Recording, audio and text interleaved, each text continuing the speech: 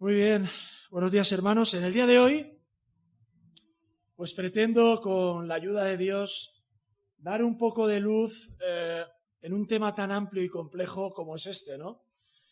Mi pasado como estudiante de los Testigos de Jehová me marcó mucho, y sobre todo lo que más me marcó y recuerdo con más intensidad en mi mente y en mi corazón fue el proceso que Dios utilizó para sacarme de allí, el proceso que Dios usó para sacarme de ese lugar, ¿no? de esa secta, podríamos decir. Vamos a esperar que tomemos asiento. Bienvenidos, hermanos.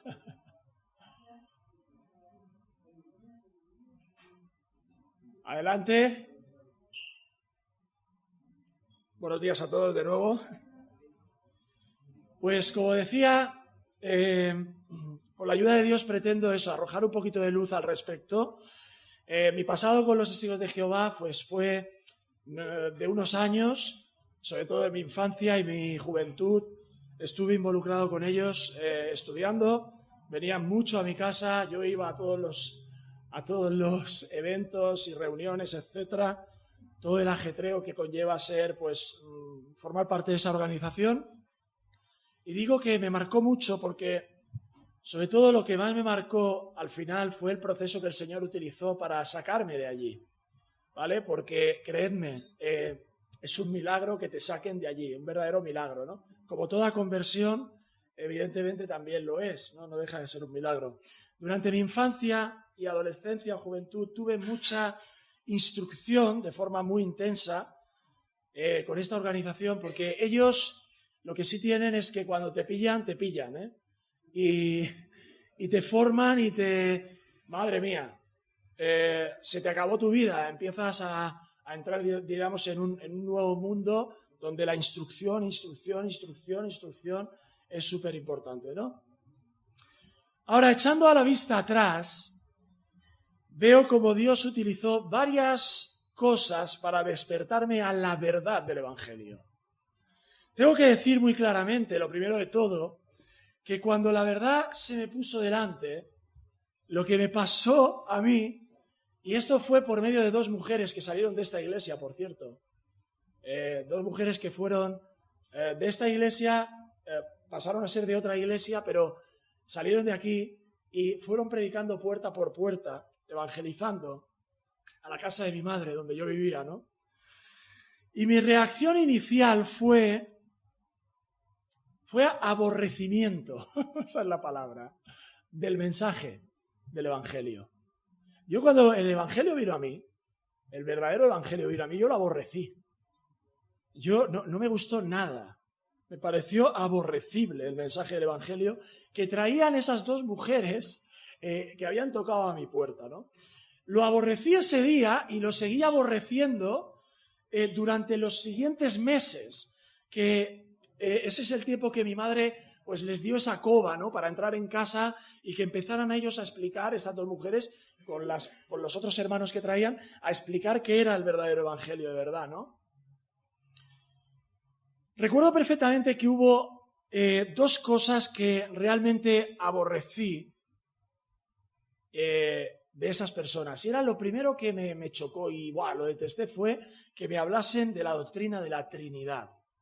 Eso fue tremendo. Como veremos, eso es algo que los Testigos de Jehová atacan ferozmente. Y te comen toda la cabeza por medio de textos bíblicos para decir que eso es una doctrina demoníaca, ¿no?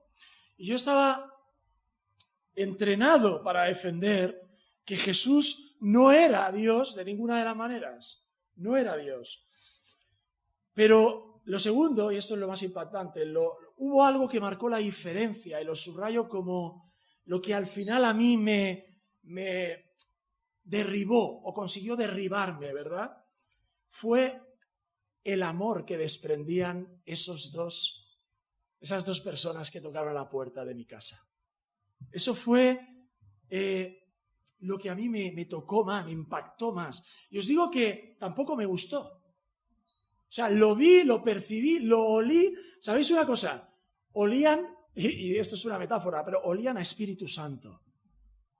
Oliera el Espíritu. Tú dirás, ¿a qué huele el Espíritu Santo, no? Pues el Espíritu Santo, hermanos, huele a Cristo, al verdadero Jesucristo.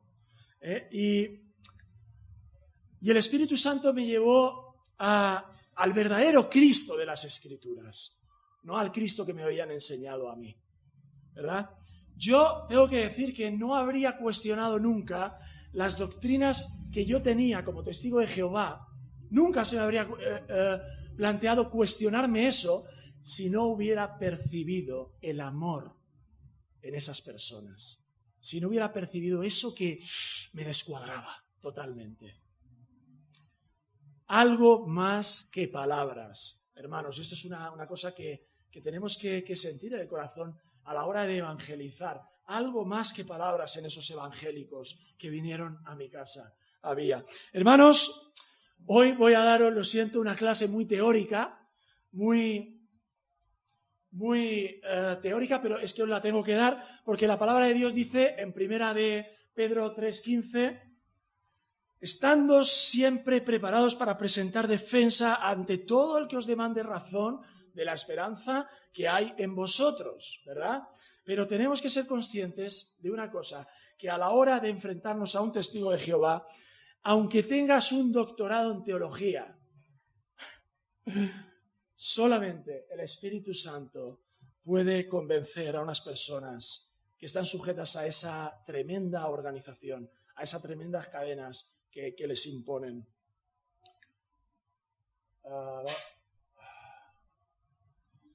Los testigos de Jehová son, ¿verdad?, archiconocidos. Los vemos en todas las plazas a diario y se reúnen en lo que se llama, pues, los salones del reino. Salones del reino de los testigos de Jehová. Una de las características más llamativas de los testigos de Jehová es que todos son iguales, son como clones. Si tú hablas con un testigo de Jehová en México y mañana te vas y hablas con uno en China, te va a sostener en el 99,9% de los casos los mismos argumentos. Van a pensar casi iguales, son como robots en un sentido que piensan todos igual. La organización Watchtower teledirige en cierto modo lo que deben creer, cómo deben comportarse, cuáles son sus pautas de conducta adecuadas para el testigo de Jehová.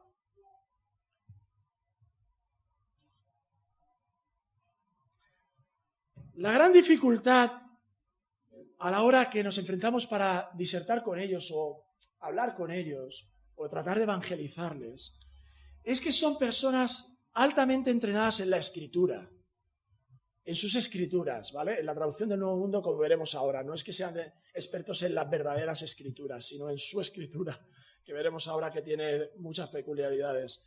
Son personas también con una presión de la organización a todos los niveles muy alta, aunque parezca que no, están muy con el hocico detrás de la nuca para ver qué haces, qué no haces, cómo te comportas, si estás cumpliendo con los requisitos, etc. Son grandes activistas religiosos, tremendamente activistas religiosos. La mayor parte de su tiempo libre, es que si no tienen tiempo libre apenas, porque todo lo invierten en el reino, ¿no? en la explicación en la calle del reino de Jehová. Luego las reuniones, los eventos, los estudios, están todo el día liados con eso, todo el día metidos en esa maquinaria religiosa, pues que esto hace del testigo de Jehová común una persona que se cree muy segura de estar donde está. El testigo de Jehová no concibe. El testigo de Jehová lo que no concibe es que la verdad esté en Jesucristo.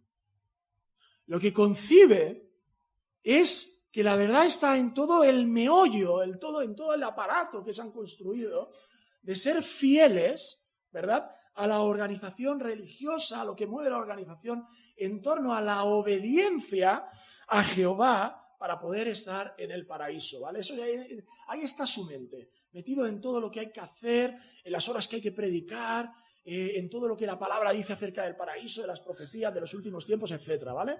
Hay mucho más, ¿vale? Os estoy dando una perspectiva también muy personal de lo que yo veo y percibo en ellos, y he percibido siendo uno de ellos. Ellos sueñan cada día con el paraíso en la tierra y todos sus anhelos están enfocados a poder estar ahí, ¿no? Pero, evidentemente, vamos a tener, esta es una de las imágenes más de toda la vida, ¿no? Más históricas del paraíso, ¿no? Ese niño, entonces ofrecían esa imagen, llegaban a tu casa y te ofrecían, mira, vamos a vivir así, animales, felicidad, un mundo perfecto aquí en la tierra, etcétera, ¿no? El paraíso, lo que era el Edén, pero con todos nosotros, ¿no? Bueno, entrando en materia, ¿vale? No todo van a ser fotos, vamos a entrar un poquito en más materia. Las tres maneras más comunes que se pueden utilizar para tratar de convencer o evangelizar a un testigo de Jehová son estas tres. Esto tiene un puntero, creo, ¿no? Aquí, ¿vale? Pues primera, demostrando con ejemplos bíblicos que la traducción de su Biblia es una traducción que es diferente a todas las demás traducciones. Es decir, es una traducción, como veremos, mal traducida. Mal traducida. La segunda es disertar o discutir con ellos las diferencias doctrinales básicas.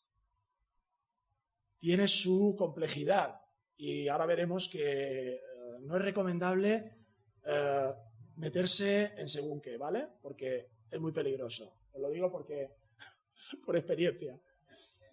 Y la tercera es demostrarles, y esta sí que es una buena ocasión o una buena forma de entrar, demostrarles el mal entendimiento que tienen del Evangelio. Ellos no entienden el Evangelio como vemos en la Biblia. No tienen un Evangelio sano, un Evangelio real. Tienen un mal entendimiento de este Evangelio, ¿vale? ¿Veis? Esta es la traducción del Nuevo Mundo, la Biblia, de los Testigos de Jehová, de las Santas Escrituras, Sagradas Escrituras.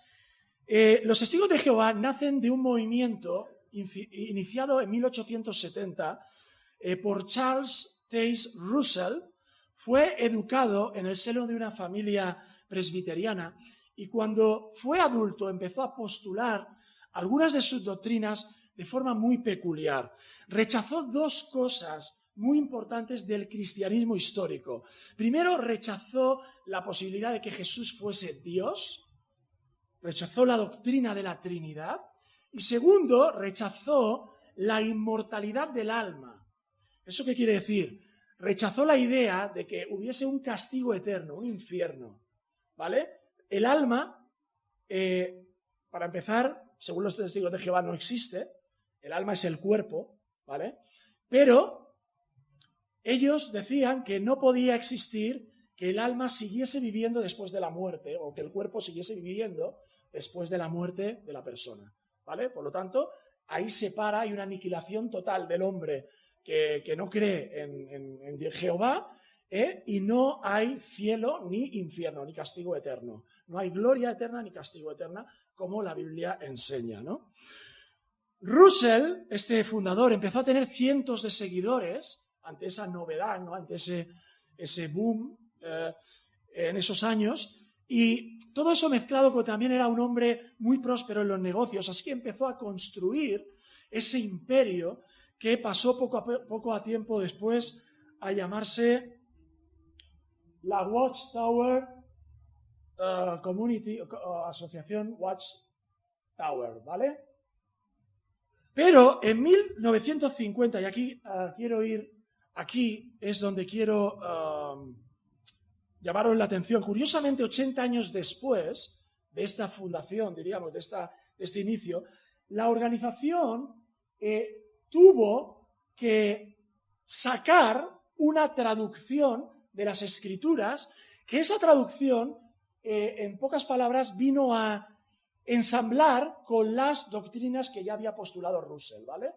Entonces, lo que se ve claramente es que esa traducción cuando se hizo, no se hizo de una manera correcta ni objetiva, sino que ya después secundó los postulados de Russell, y lo veremos con tergiversaciones puntuales, aunque ya digo que a pesar de que se han esmerado en tergiversar puntualmente las Escrituras, no lo han conseguido del todo. Es decir, hay textos que todavía cantan por sí mismos, ¿no?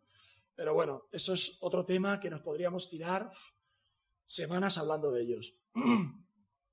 Tú coges 5 traducciones o 5 versiones de la Biblia hechas por distintos eruditos y todas dicen lo mismo en referencia a las doctrinas que estamos hablando, excepto la de los testigos de Jehová, que van a postular esos argumentos que Russell ya empezó a decir en el principio, ¿no? ¿Se entiende? ¿No? Más o menos. Vamos a ver. Bueno, yo he puesto aquí algunos de los textos manipulados más llamativos, ¿vale? A un testigo de Jehová tú le puedes presentar este argumento. ¿Cómo es posible que la versión de Reina Valera, pero en cualquier versión ahora mismo que tenemos sobre la mesa, que hay muchas, o traducciones, que hay muchas, en el principio era el verbo era con Dios, el verbo era Dios. Sin embargo, ellos postulan o traducen que el verbo no era Dios, era un Dios. De esa manera hacen que Jesucristo no tenga la esencia divina, la cualidad divina del Padre, la misma esencia de Dios, que no era Dios, era un Dios pequeñito, con D minúscula, ¿lo veis? Ese es el texto el texto más claro, ¿no? Que podemos decirles. Ellos tienen argumentos, ¿eh? Os digo que los testigos de Jehová, tela marinera, tienen argumentos para rebatirte esto, ¿vale? Y ellos al final llegan a la conclusión, a mí me pasó que, siendo más joven incluso, vinieron gente intendentes a mi casa, porque claro, cuando uno no queda convencido, te traen a un superior, y luego a un superior, y luego a un superior, y no sé cuántos vinieron a casa, pero al final vino alguien como que él sabía de griego, y él sabía lo que decía el texto, y el texto estaba bien traducido en su Biblia, las demás se equivocaban. Ahora veremos cómo eso no se sostiene tampoco. Perdón, es que voy para adelante siempre. Vale. Jesús dijo, de cierto te digo, que hoy estarás conmigo en el paraíso. Pues no, ellos dicen, de cierto te digo hoy, que estarás conmigo en el paraíso. ¿Vale? Le ponen ahí la coma en otro lado y lo ponen de manera que esto signifique que no hay la idea de que uno muere y el alma vuela a Dios, como dice la palabra, ¿no? En el paraíso, en el cielo o en la condenación eterna, ¿no? No existe tal idea. Por lo tanto, tuvieron que poner eso así como para tapar, un parche, ¿no? Diríamos. Aguardando la feliz esperanza y la manifestación de la gloria del gran Dios y Salvador nuestro Jesucristo. ¿Veis aquí como el apóstol llama gran Dios y Salvador a Jesucristo? Gran Dios y Salvador, pues ellos dicen que no. Ponen del gran Dios y del Salvador nuestro, Cristo Jesús. Separan la gloria que se lleva a Dios y luego mencionan ahí a Jesucristo como alguien que no merece ese tipo de cualificación como Dios, ¿vale?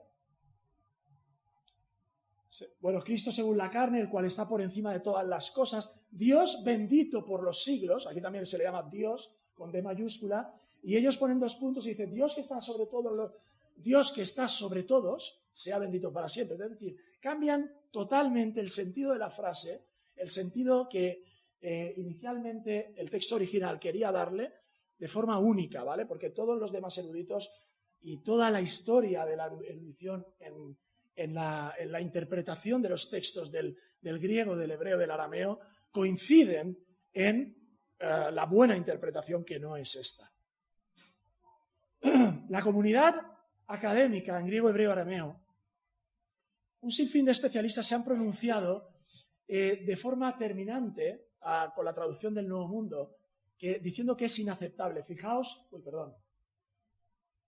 que, por ejemplo, estos doctores dicen, no es una versión objetiva del texto sagrado, sino una obra llena de prejuicios que han metido de contrabando en el texto de la Biblia hasta hacer toda una serie de doctrinas particulares. Dr. William Barclay dice, una traducción que es gramaticalmente imposible. Es abundantemente claro que una secta que traduce el Nuevo Testamento de esta manera carece de honradez desde el punto de vista intelectual, ¿vale? Pero luego hay un montón. Yo he puesto aquí 4, pero es que hay montones de eruditos que denuncian claramente esa nefasta traducción. Veis, aquí he puesto doctores que también confirman esto, pero hay más, hay muchos más. El punto 2, esto es un punto, hablar sobre que su Biblia es una Biblia mal traducida, ¿vale? Punto 1. Punto 2, perdón.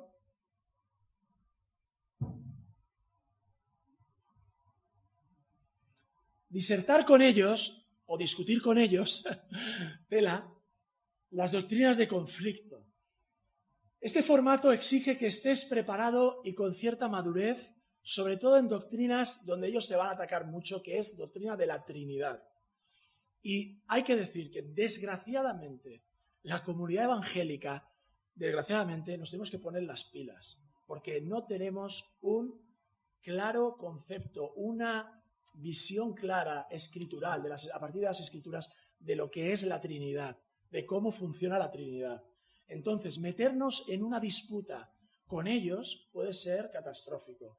Así que cabe que nos pongamos a trabajar como comunidad cristiana real, que creemos en la doctrina de la Trinidad, para saber cómo está fundamentada en las Escrituras y qué es lo que te podemos decir y qué es lo que no podemos decir, cómo podemos rebatir esos argumentos, ¿vale? Argumentos equivocados totalmente. Hay una recomendación, siempre que discutas con ellos, ves acompañado, no vayas solo porque es una temeridad, a no ser que... Pero lo suyo es ir acompañado, ¿vale? Luego exige una planificación y una preparación muy grande, prepárate mucho. Pon tus condiciones, si al final te ves capacitado y quieres hacerlo, pon tus condiciones. Por ejemplo, ahora en la web, yo lo vi el otro día, me quedé sorprendido. La web es total, te pones a verla y ves lo que han cambiado en 20 años, porque se quieren adecuar mucho a que el mensaje sea muy de anzuelo, ¿no? Captador, que capte mucho, ¿no? La atención de la persona normal y corriente. Entonces, ellos te dicen, incluso por si eres un religioso, nosotros te invitamos a que hagas un estudio con la versión bíblica que tú creas conveniente. ¡Wow! Y tú dices, vaya, pues ahí me parece que lo tenéis claro. Porque si es así, podemos demostrar muchas más cosas de lo que vamos a hacer o lo que podíamos hacer antes. De todos modos, no me lo creo. ¿Verdad? Ahí me dicen algunos que no. No me lo creo, porque ellos van a recurrir insistentemente a sus versículos, sacados con pinzas, que ya veremos también, en esos argumentos. Si pudierais conseguir que os sentaseis en una mesa con una persona o dos y pusieseis, qué sé yo, la Biblia de Jerusalén, por decir algo, o la Biblia de las Américas, o la Nácar Colunga, o cualquier Biblia o traducción que sea independiente, ¿vale? Eso sería un éxito. Eso sería un éxito porque ahí podríamos decirle, mira, no, la palabra dice esto y esto es esto, y no lo que tú dices o lo que tu versión dice, ¿no? ¿Vale? Eso es interesante, este nuevo punto, ¿vale? No vayas de tema en tema. Discutes con uno de ellos, empiezas hablando de la Trinidad y acabas hablando de cualquier otra doctrina, porque vas saltando, ellos te saltan, no, porque esto no es así. Entonces te hacen un cacao mental y ellos... No te preocupes, que lo tienen todo muy claro, ¿eh? Ellos están diseñados para parecer que nunca pierden el control. Siempre tienen su versículo. Siempre dicen, no, pero ante este argumento te saco estos otros argumentos. Son ordenadores personales como para rebatir con sus argumentos cualquier doctrina. Están entrenados. Nuestro objetivo no es convencerles, es tal vez crear dudas sobre lo que ellos están planteando. A veces es mucho más fácil eso. Y creedme, es ahí por donde tenemos que ir. No creáis que vais a convencer de una doctrina básica en media hora a un testigo de Jehová, pero sí tal vez crear algún tipo de dudas en las que él tenga que cuestionarse, ¿no? Y poder, tal vez algunos de ellos, si los ha habido, han ido después de escondidas, porque no lo pueden hacer, a sacar información de otras fuentes, a ver qué dice eso en realidad, ¿vale? Porque ellos no pueden, ellos lo que la Watchtower diga, ¿vale? No pueden irse a otras fuentes, por decirlo de alguna manera. Vamos a ver, madre mía, qué mal voy de tiempo. Vale, las tres doctrinas de conflicto son que no creen en la Trinidad, no creen en la inmortalidad del alma y creen en un paraíso terrenal. Esto ya lo hemos visto, ¿no? Dicen que los principales argumentos que sostienen es que la doctrina de la Trinidad es herética porque nació en el concilio de Nicea, en el 325. Ahora veremos qué es eso. Apelan al entendimiento lógico de las doctrinas. Ellos dicen, una doctrina se tiene que entender. Cualquier doctrina de la Biblia se tiene que entender perfectamente. Y son especialistas en forzar las interpretaciones de la Biblia, sobre todo a nivel de profecías. Son, de verdad, cansinos. Lo saben todo, lo tienen todo atado. Y si se equivocan no pasa nada. Vuelven a meter otra fecha para hacer coincidir las cosas y que la balanza se equilibre. Son especialistas en intentar que todo pase por aquí y todo sea comprensible, ¿vale? En la Biblia.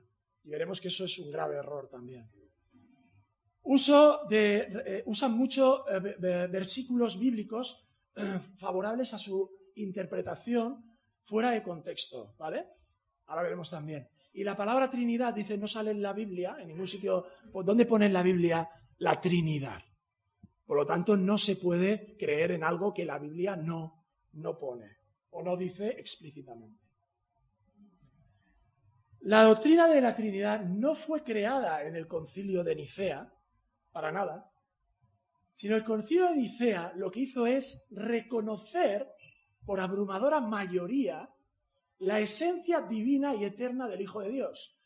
El concilio de Nicea no creó la doctrina, como ellos sostienen, simplemente la confirmaron, la constataron, tomando como referencia los textos bíblicos existentes de las Escrituras. ¿Vale?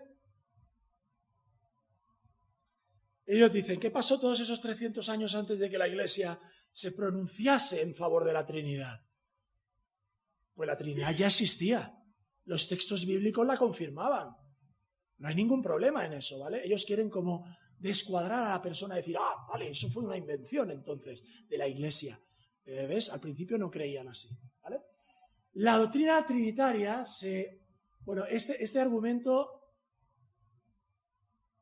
no lo tengo muy claro, ¿eh? O sea, olvidaros de este argumento. Es posible que sea así, pero no lo tengo muy claro.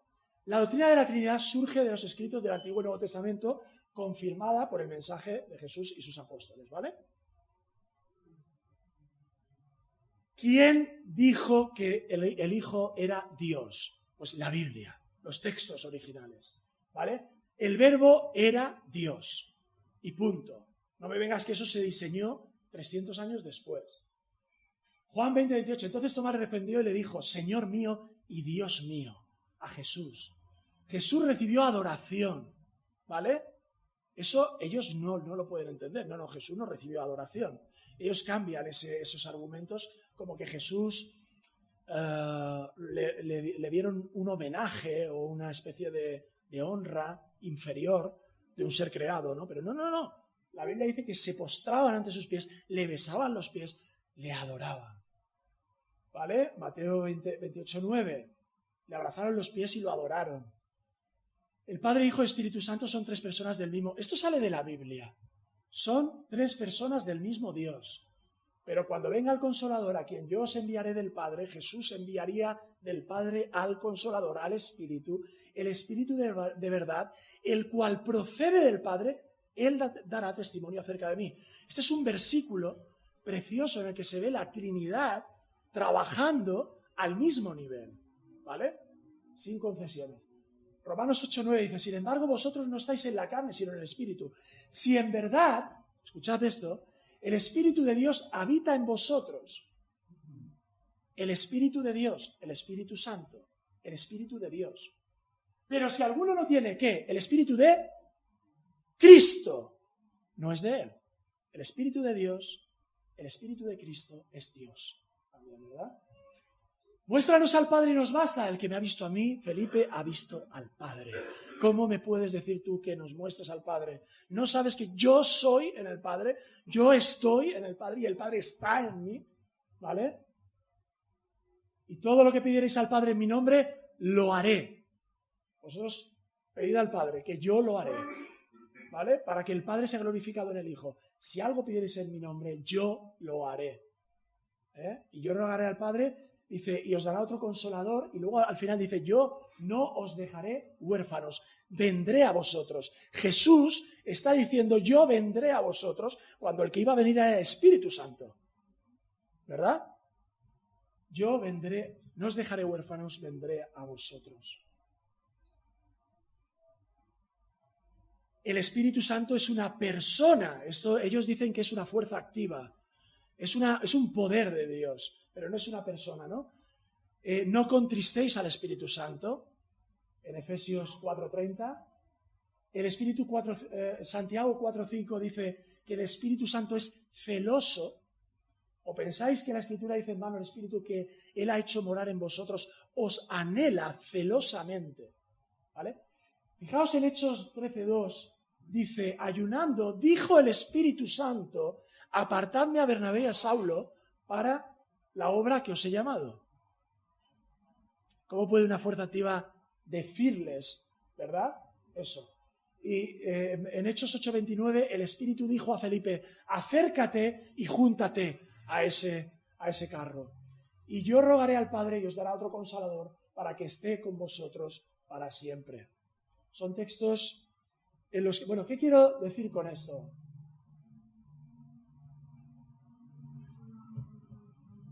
No a que la doctrina de la Trinidad fue creada en un concilio. Sale de la palabra y sale de los textos que ellos tenían a su disposición en ese concilio. En ese concilio había una minoría que creía como ellos.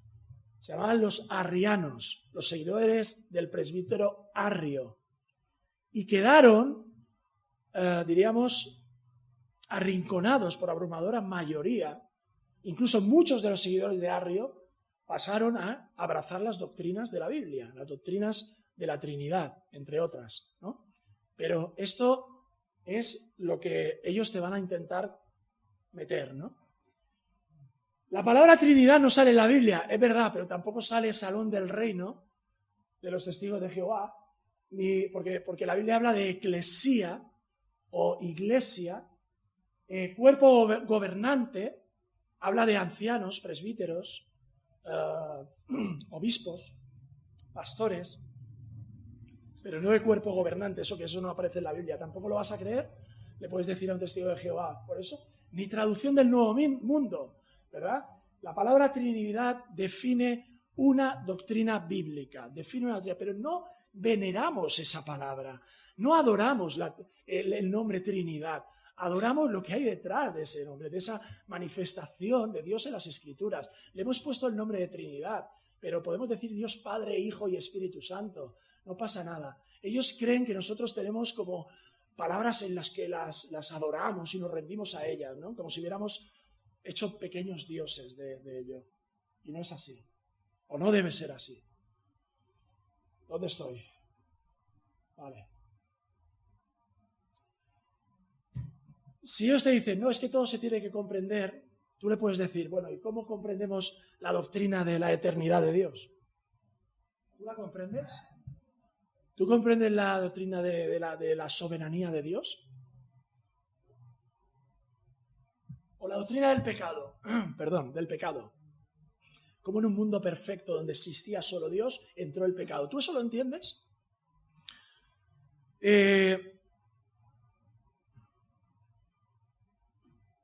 ¿Tú entiendes la doctrina del perdón, de la justificación? Es decir, ellos van a intentar darte siempre argumentos de que lo entienden todo, pero hay cosas en las que tienen que tapar su boca con la mano, porque no pueden hablar. La doctrina del nuevo hombre y el viejo hombre morando en una misma persona. Es decir, hay cosas que no nos están reveladas, ¿vale?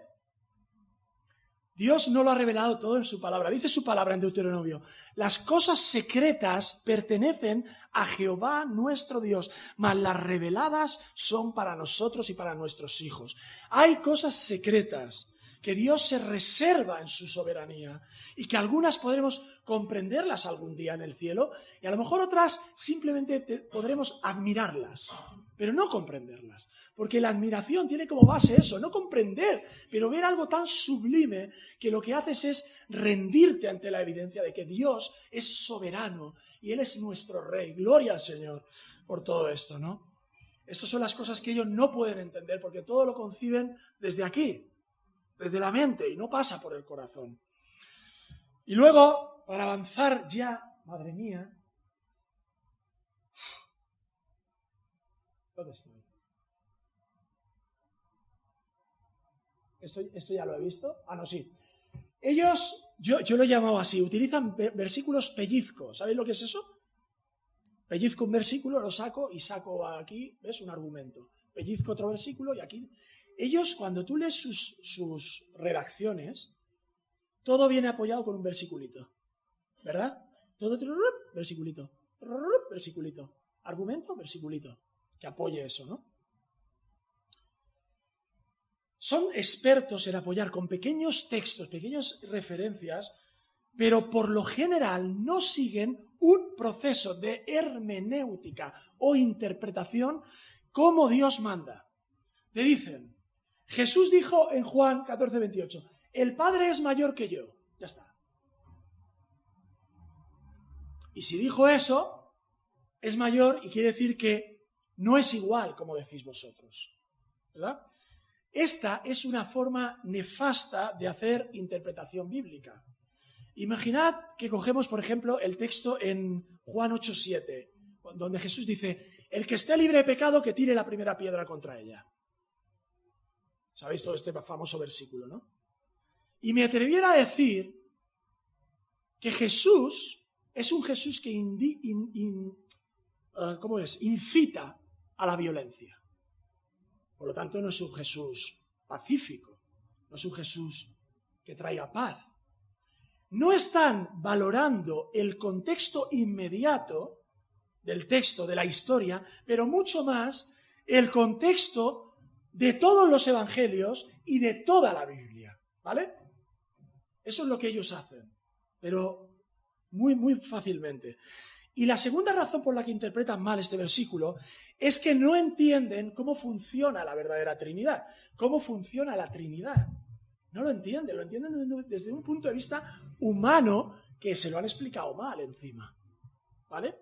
La Trinidad nunca dice que el Padre sea igual al Hijo en todo, ni el Hijo sea igual al Espíritu Santo en todo. Dice que comparten la misma esencia, la misma sustancia divina. El Padre es mayor que el Hijo en autoridad. El Hijo es mayor al Padre en sometimiento. Y el Espíritu Santo dirige la gloria al Hijo. Ninguno es inferior al otro en cualidad divina, aunque desarrollen diferentes roles en autoridad o en sometimiento. El hermano Cristian el otro día me da un ejemplo muy bueno al respecto. Está relacionado con el matrimonio. En el matrimonio el hombre es mayor que la mujer en autoridad, pero eso no le hace superior en esencia, ¿verdad? A la mujer son iguales delante de Dios. Es una manera de explicarlo a ellos que te sacan siempre este texto. El Padre es mayor que yo, el Padre es mayor que yo. ¿Sí? Amén, gloria al Señor, que el Padre, en la cualidad del Hijo de sometimiento, era superior en ese momento a Él. ¿Vale? Versículo 3, perdón.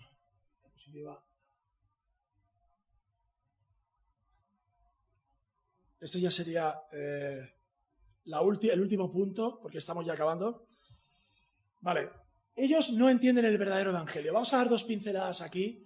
Pero ya os digo que yo lo siento, porque con 30, 40 minutos, ya llevo 40, es muy difícil profundizar mucho sobre todo lo que conlleva esta secta y las creencias de esta secta, ¿no?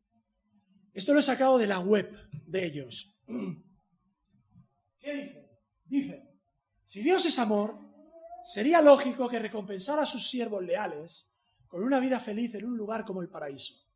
también sería lógico que nos dijera lo que debemos hacer para que nos acepte como siervos suyos.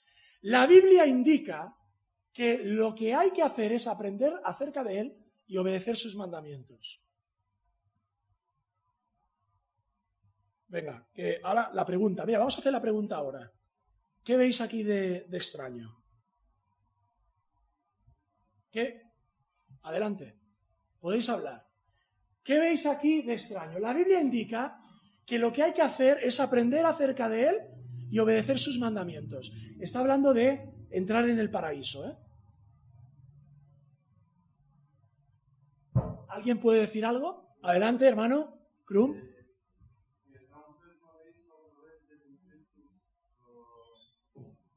A mí es lo que me sugiere. Si quieres entrar en el paraíso, tienes que aprender acerca de Él y obedecer sus mandamientos. Dígame.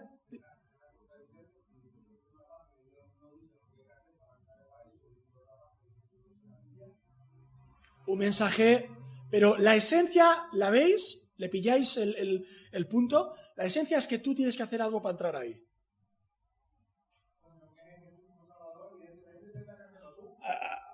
Ahí vamos, ahí vamos. Esta es otra afirmación. La Biblia enseña que los justos vivirán en el paraíso, pero ¿quién es justo a los ojos de Dios? En pocas palabras, los justos que vivirán para siempre en el paraíso serán los que obedezcan los mandamientos de Dios expuestos en su palabra. Dios está deseando recompensar su obediencia, concediéndole la entrada en el paraíso. ¿Sí? Yo las repito, ¿vale? Mejor así, más rápido. ¿Qué os parece esta afirmación?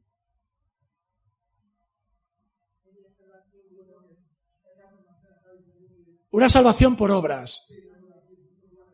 Es básicamente, ¿veis? Es una salvación por obras, ¿sí? Por aquí.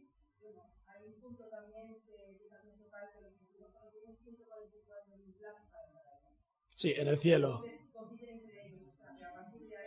Sí, esto es otro argumento, esto es otro punto que podríamos hablar un montón, pero sí, hay 144.000 que son los que van a reinar con Jesús en el cielo. Adelante, hermano, pastor. Yo les haría una pregunta, ¿cuál sería el grado de obediencia? ¿El 100%, el 99, el 80, el 70? Muy bien, él dice, ¿cuál sería el grado de obediencia? ¿El 50, el 80, el 100%? Muy bien, muy bien. ¿Sí? ¿Otro argumento? ¿Perdón?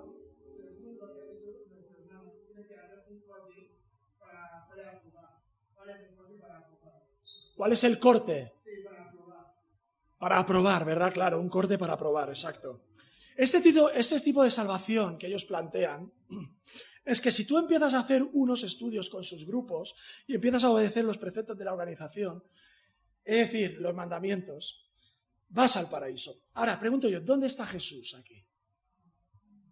¿Dónde está Jesús como el punto central del Evangelio? ¿Dónde está el principal problema del hombre, que es el pecado? ¿Dónde está? ¿Dónde está la imposibilidad del hombre de cumplir con los mandamientos? ¿Cómo manejan los testigos de Jehová la doctrina de los mandamientos de Dios? Pues yo lo digo, a los fariseos.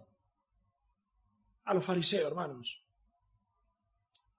Y lo peor de todo es que te dirán que no, que te dirán que ellos creen en un Jesús, que hay que tener fe en Jesús, que Jesús es el camino al Padre. Eso te lo dicen, en la teoría, también está en la web. Pero os aseguro que en la práctica eso no es así. En la práctica este es el mensaje que ellos transmiten en la verdad. No es verdad. Dios no recompensa nuestra obediencia en la salvación. Esto es una salvación por obras, pura y dura. Dios recompensa ¿qué? ¿La obediencia de quién? De Jesús en nosotros, no la nuestra, ¿vale? Por pura gracia. Fijaos en la forma que Pablo lo expresó a los corintios. Mas a Dios gracias, el cual nos lleva siempre en triunfo en Cristo Jesús, y por medio de nosotros manifiesta en todo lugar el olor de su conocimiento.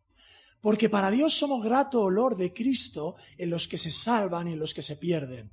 A estos ciertamente olor de muerte para muerte, y a aquellos olor de vida para vida. Y para estas cosas, dice, ¿quién es suficiente? No hay nadie. que llegue a eso. Pues no somos como muchos, y esto define mucho al mensaje que traemos hoy, ¿no? Dice Pablo, no somos como muchos que medran falsificando la palabra de Dios, sino que con sinceridad, como de parte de Dios y delante de Dios, hablamos en Cristo. Y este tiene que ser nuestra definición, nuestro perfil. Como delante de Dios y de parte de Dios, hablamos en Cristo, hablamos de y en Cristo, ¿vale? Y para estas cosas, ¿quién es suficiente? Lo que a mí más me impactó es descubrir, cuando llegué a la verdadera fe, que era algo que me superaba. Que yo no dependía de mí. Era la salvación de Cristo. Y dice la palabra que el que a mí viene no le echo fuera.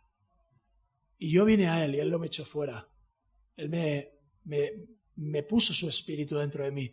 Pero qué diferencia de que los testigos creen que, sí, tú haz A, B, C y ya está.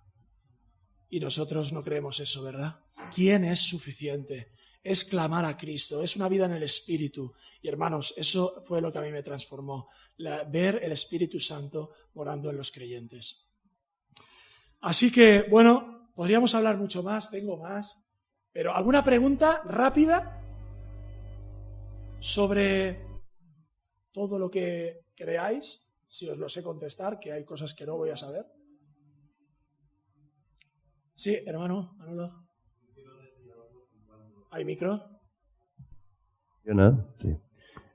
Yo, pues, tengo bastante inquietud por ellos, por los testigos de Jehová. Bueno, ya le he comentado al hermano Alfonso que no solamente por ellos, sino por todas aquellas religiones que se llaman cristianas y realmente no conocen al Cristo bíblico, no conocen al Cristo revelado en la Biblia. Y yo quiero, pues, cuando me encuentro con unos amigos estos, testigos de Jehová, o con adventistas, o con mormones, pues siempre, sobre todo a los testigos de Jehová, siempre les hago esta reflexión, que ellos conocen este versículo, que en Juan 6:14, yo soy el camino y la verdad y la vida, y nadie viene al Padre sino por mí. 14:6, perdón, al revés. Entonces, yo les pregunto, ¿vosotros en qué camino estáis? ¿En el camino de Jesús o en otro camino? No, el camino que marca Jesús. Y les reflexiono y les digo, bueno, ¿y Jesús es el camino que lleva a dónde? ¿Al Padre? Pues sí. Digo, ¿y el Padre dónde está? El Padre está en el cielo, ¿no? Pues entonces, el que va por el camino que es Jesús, el objetivo y la meta es el cielo, no es la tierra. No solamente son unos cuantos 144.000 que van a ir al cielo, sino que son todos aquellos que andamos y vamos y creemos y caminamos con Jesús hasta que nos lleva al cielo. La última meta para el creyente es el cielo. Y entonces ellos se quedan como ya bloqueados, ¿no? Sí, en los temas escatológicos, los testigos de Jehová, de verdad, un consejo, no os metáis en escatología con ellos. Porque si leéis las fechas que dan, los argumentos de malinterpretación de los textos bíblicos del Apocalipsis, de las profecías y demás, es impresionante. O sea, tienes que hacer un doctorado para entender eso, que si esa fecha coincide con el evento tal, que además encajan y tratan de encajar en la historia los diferentes argumentos bíblicos para decir, ¿ves? Esto quiere decir que cuando pasó esto, en 1914, por ejemplo, teóricamente se instauró el periodo de los últimos días. Pero luego han dado no sé cuántas fechas para el fin del mundo y las han ido cambiando. Han fallado ya en innumerables fechas para que venga el Armagedón. Sí, hermana.